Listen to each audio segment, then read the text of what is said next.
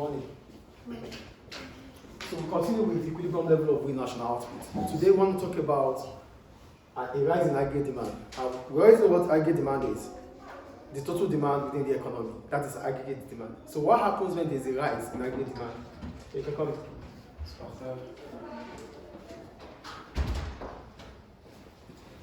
So what happens when there's a rise in aggregate demand? A rise in aggregate demand, we have the classical economists and we have the Keynesian. They have different models. They talk about aggregate demand. But before we go into their own opinion, regarding aggregate demand, first, when there's a rise in aggregate demand, what would have caused a rise in aggregate demand? A rise in aggregate demand might be as a result of, let me just read anyway. A rise in aggregate demand. Assuming that there is a rise in aggregate demand in the economy with long-run aggregate supply, initially remaining constant. That means the long-run aggregate supply, we're not talking about it. It's constant, we're not talking about it. So the focus is on aggregate demand. So what would have caused us to have a rise in aggregate demand? You know, we said aggregate demand is the total demand within the economy. That means consumption increases within the economy. So what would have caused consumption to increase within the economy? One, it could be as a result of increase in the wages in the public sector employees, paid for by an increase in money supply. So let's assume the public sector, we know what the public sector are, right? Government workers. And most of the economy, most of the countries, the largest proportion of their population is always in the public sector. Do you know that? So if there's a rise in the wage rate in the public sector, that means the level of income within the public sector has increased. Do we get what I'm talking about here? So there's an increase in the wage rate. Yeah, money. So we said the public sector represents the highest proportion of workers within the country. The highest proportion of employment within the economy is through the public sector. For example, Libya, if we check, the highest proportion of the employment opportunity here is through the public sector. So if the public sector wages has increased, it means the income level of wages, or the income level in the economy has increased. That will bring about an increase in the quantity demanded of goods. Do we get it, or I should repeat? A rise in aggregate demand might be as a result of an increase in the wages of the public sector employees. So if the wages in the public sector increases, that means the level of consumption within the public sector should increase. Or better still, we say their disposable income would increase. And what is disposable income? The amount of money that we can spend, that we can either spend or save. So here we're focusing on spending.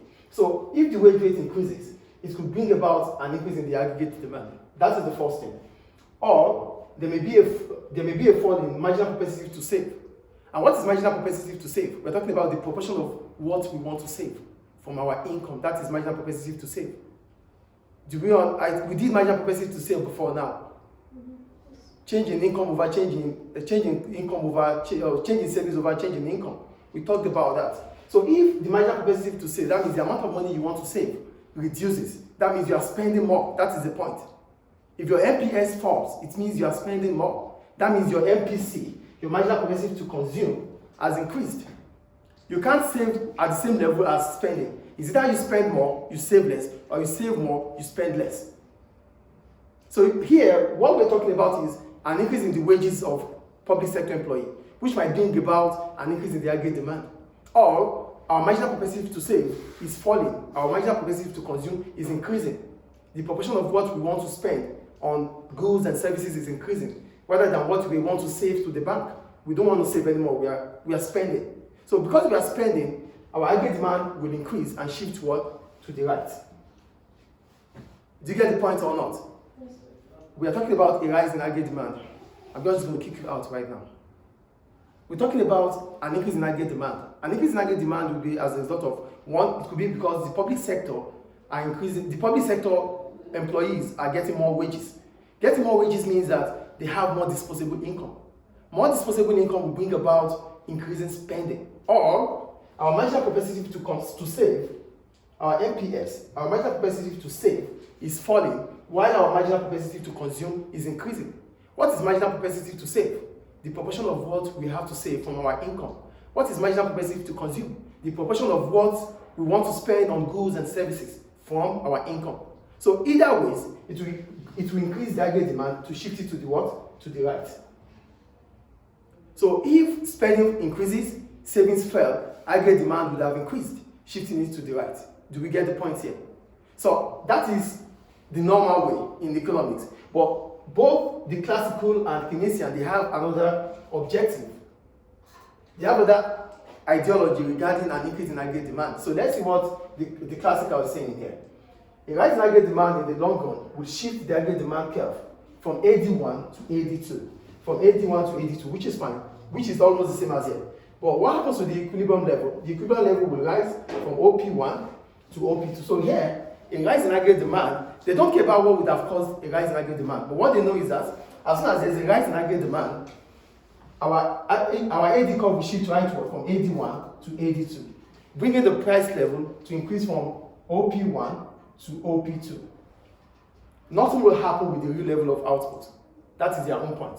For the classical, they believe an increase in aggregate demand would not increase the level of output. Rather, it will shift the aggregate demand curve rightward from AD1 to AD2, and at the same time, the price level will increase from OP1 to OP2.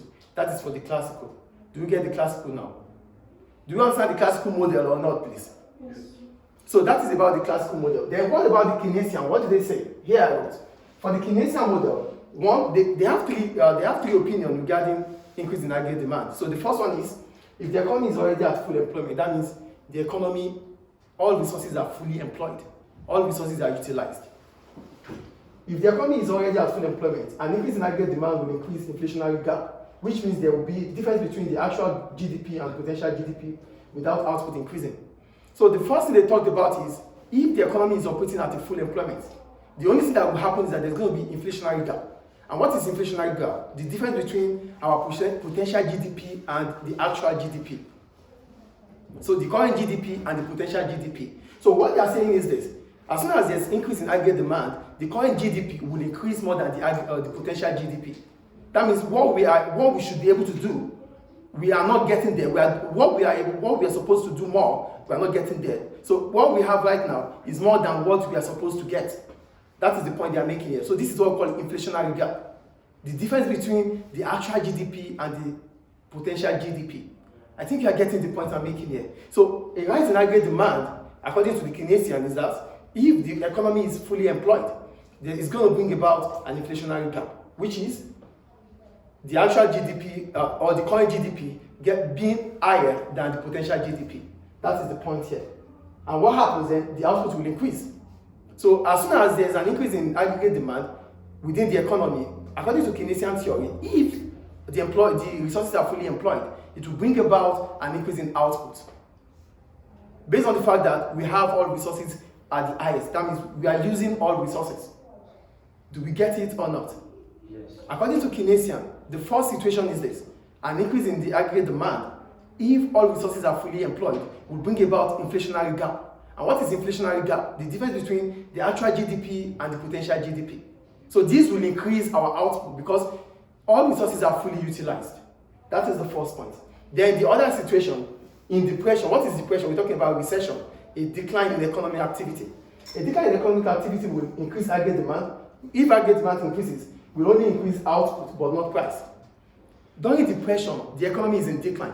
So increasing prices would not make people to buy more. Because we want to move away from depression. That is the point, right? We want to recover the economy.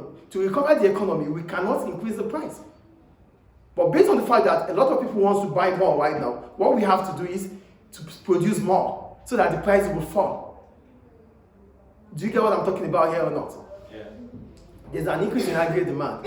According to Keynesian, if the economy is in decline, not resources fully employed there. If resources are fully employed, it will bring about inflationary gap, we talked about that. But the second situation is when the economy is in decline. If the economy is in decline, it will bring about an increase in output, not price. Price will not change because the economy is in decline. We want to recover the economy. To recover the economy, spending must increase.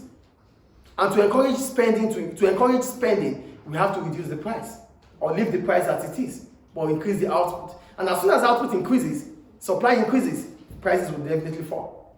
Do you understand the second situation here in depression? And the last one, if the economy is slightly below full employment, an increase in aggregate demand will increase both price and output. Here, the economy is not fully at its potential. So what will happen if aggregate demand increases? If aggregate demand increases within the economy as a result of this, prices and output would increase. Why? Because here there are still resources to be used. We've not reached our full potential. That means we still have resources left. So that is why it is possible for output and prices to increase.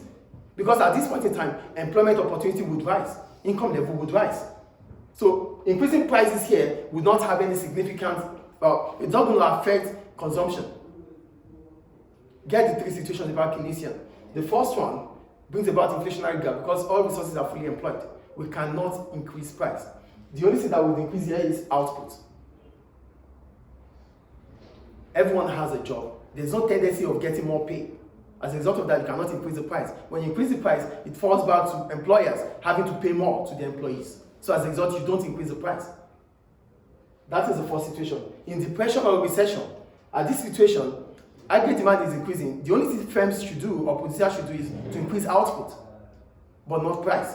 Because when price increases here, we cannot recover the economy. We need to recover the economy. That is the point. And the last one is if the economy is not really at its full potential, that means there's still opportunity for employment and output are still not unused, then we can, resources are not still unused. Here, we can increase the price and the output. Do we understand aggregate demand now? Any question about aggregate demand? So this is all about a rise in aggregate demand. A rise in aggregate demand will shift the aggregate demand curve rightward from AD1 to AD2, increasing the price from P1 to P2, according to the classical. But for the Keynesian, they don't see price increasing immediately. They put it into three situations.